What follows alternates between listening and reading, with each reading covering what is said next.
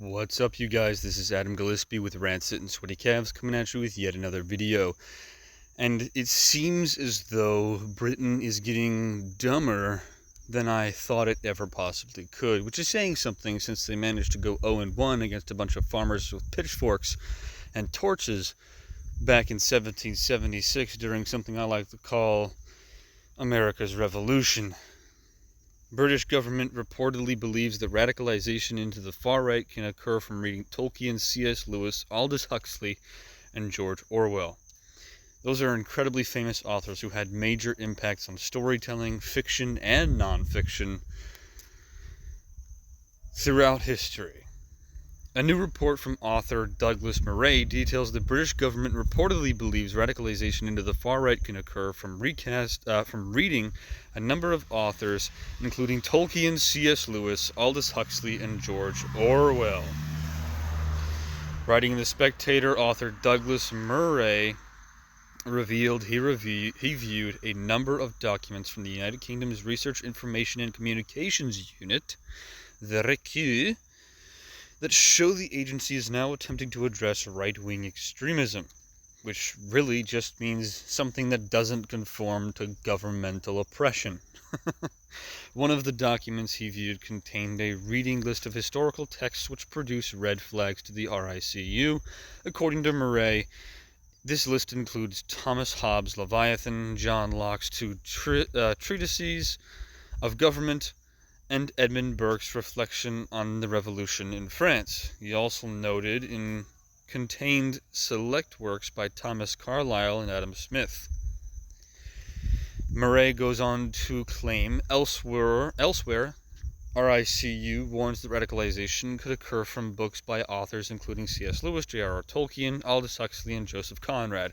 I'd love to see any statistics about people who love The Lord of the Rings, love the Chronicles of Narnia or the Space Trilogy, or literally any of these other people as being extremists who do terrible, evil things. And if terrible, evil things by the government in Britain's standards is literally just wanting to have the right to bear arms, like people who are free in America have the right to do, or having basic freedoms like freedom of speech rather than getting arrested and put in front of a human rights tribunal if you happen to say something disparaging about transgender people, then that's ridiculous, because we all know that there's major oppression in Britain and there's major oppression across the globe, but it's hitting home in certain places, and Britain is one of those places that it certainly seems to be hitting home the most in recently, as people who are suspected to have butter knives are getting tackled in the streets by SWAT and military police officers with automatic firearms, because someone is reported to match the description of an individual who happens to look a certain way as another person who happened to have a knife or a butter knife or a paper clip on him. You know, it's stupid, it's ridiculous, and things get worse and worse. And it seems as though they're looking for any reason to blame nerds and geeks and people who just like to read good stories with all the problems on them. It seems as though they're going the extra mile to make average people out to be the bad guys. In fact, Murray details that George Orwell's 1984 is also on this list of books that produces red flags to the RICU. Why? Because it warns of tyrannical governments and government overreach. 1984 is a book about oppression from governmental governments across the globe that could potentially use weird methods to control the populace. And what are we seeing today? We're seeing exactly that. Funny thing about 1984, the author was actually a communist. But his writings more appropriately describe the downfalls of communism than they do the downfalls of capitalism, which I believe was what he was trying to write about. It's hilarious, but 1984 is actually more anti-communism than anyone could have possibly made on the right through fiction back in that time, and it was written by a communist. I find that hilarious. I also find it wonderful because we get the perspective of a communist on what is essentially the wrong things from communism. The worst parts of communism: control, overreach from the government. No one has the right to think about anything apart from what is mandated and ordained by a government. Freedom of speech is ripped away, and freedom of choice is ripped away from every single individual, and they have to conform or else. 1984 is a great book. I highly recommend you go read it. He also notes the books weren't the only things that the RICU saw as red flags. The agency also reportedly flagged British TV shows, Civilization, The Thick of It, and The Great British Railway's Journey. An independent review of Prevent, a program that encompasses... Ooh, sorry about that, I got a burp there. That encompasses RICUs, seemingly found that the strategy was capturing mainstream politicians, commentators, or publications in its web for identifying ideological extremism. In the British government's response to this review, a forward by Home Secretary Suella Braverman reveals, man, that's a weird name, Prevent has defined the extreme right-wing too broadly, so that it sometimes draws in right-wing and center-right politicians and commentators. A recommendation from the review also states, reset thresholds to endure proportionally across prevent work streams. Prevent must work to one bar across the ideological threats. This should apply to all teams and products, including national, regional, and local delivery, referrals, and the channels process, RICU, and Homeland Security. Ooh, that's a whole mouthful.